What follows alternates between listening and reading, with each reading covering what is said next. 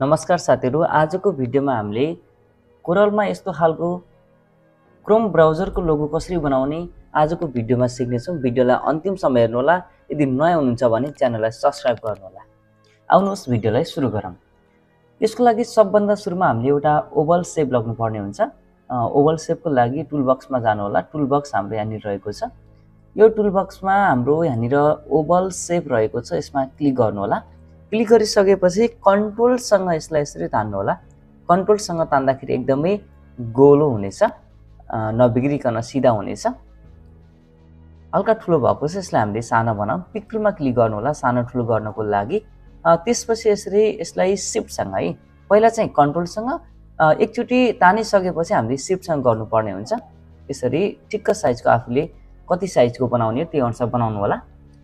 त्यसपछि यसलाई कन्ट्रोलसँग डी गर्नु होला। कन्ट्रोलसँग डी गरिसकेपछि यो डुप्लिकेट हुनेछ, यसलाई ट्याक्कै यसको माथि सेन्टरमा राख्नु। त्यसपछि शिफ्टसँग यसलाई फेरि यसरी सानो बनाइदिनु होला।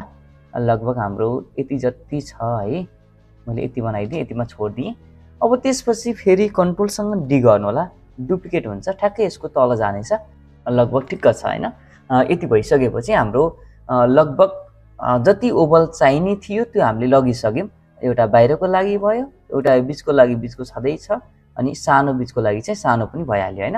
अब तीनटा ओभल बनाइसकेपछि हामीले सबलाई कलर गर्दियौँ।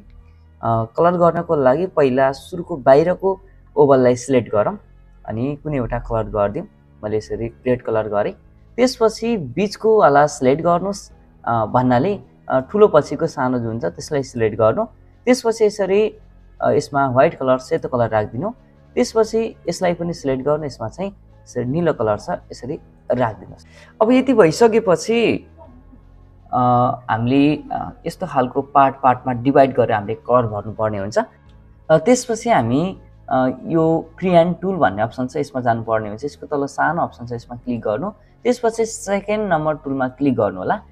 यति भइसकेपछि हाम्रो लगभग यहाँनिरबाट भनेपछि यहाँनिरबाट स्टार्ट छ, यसरी क्लिक गर्नु होला। त्यसपछि योभन्दा बाहिर नै क्लिक गरिदिनु होला। यसरी क्लिक गर्नु क्लिक गर्नु क्लिक गर्नु। यो जुन ओभल छ यसलाई चाहिँ नछोड्नु होला। हामीले पार्टमा डिभाइड गर्ने हो, त्यही भएर यसरी लगभग यतिसम्म छ हैन।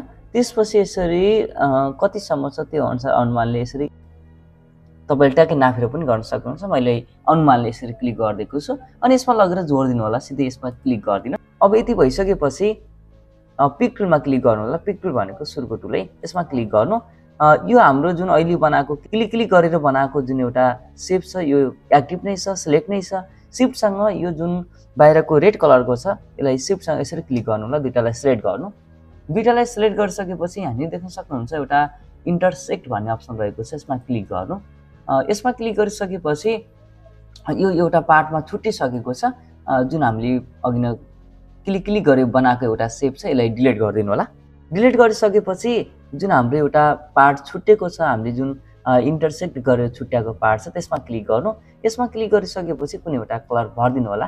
हामीले पछि डिफ्रेन्ट कलर पछि मिलाउँला। अहिले चाहिँ सेम भयो भने फेरि देखिन्न, रेड कलर नै छ माथि टपमा, सेम भयो भने देखिन्न, त्यही भएर हामीले यसरी येल्लो कलर राखिदियौँ।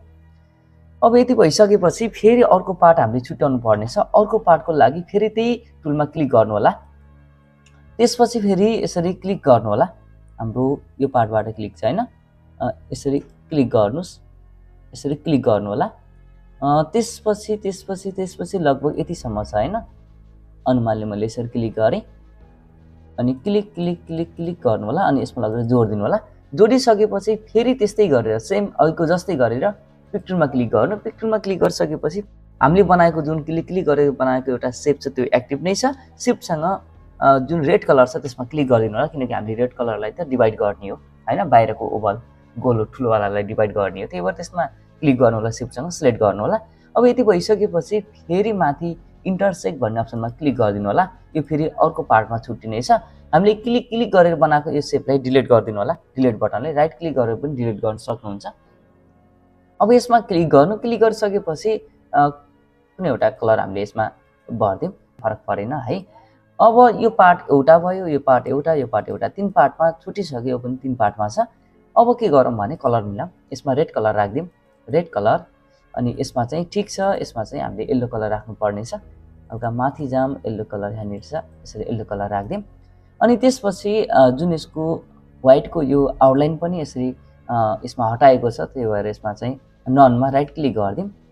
यति भइसकेपछि हाम्रो क्रोम ब्राउजरको लोगो बनिसकेको छ। यसलाई सिलेक्ट गर्नु होला। सिलेक्ट गरिसकेपछि कन्ट्रोल जी गरेर ग्रुप गर्नु होला। यसरी हामीले सजिलैसँग कोरलमा क्रोम ब्राउजरको लोगो बनाउन सक्छौँ। यस्तै कम्प्युटर सम्बन्धी नलेजको लागि च्यानललाई सब्स्क्राइब गर्नु होला। धन्यवाद।